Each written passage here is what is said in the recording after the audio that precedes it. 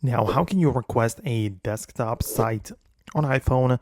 Let's get started. If you're new on this channel, make sure you subscribe so you never miss anything important.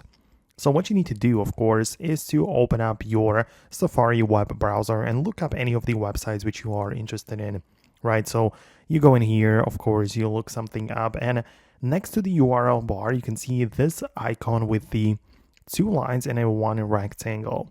When you click on this, more things are going to appear, so you can find options like translation, right, or extension management.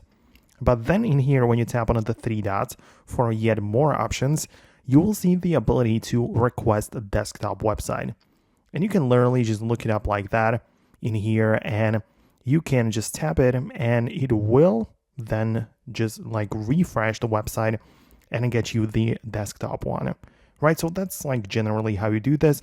Of course, it heavily depends on the website that we are talking about, because some websites are designed for mobile only, or it will also behave the same way on like desktop as well as mobile. So it really depends on the web that we talk about, but generally this is how you do this.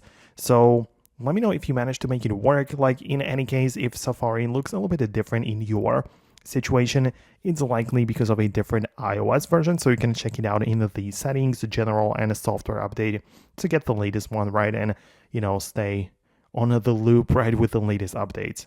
So let me know in the comments if you managed to make it work. Thanks a lot for watching and your support, and I'll see you later in the next videos as well.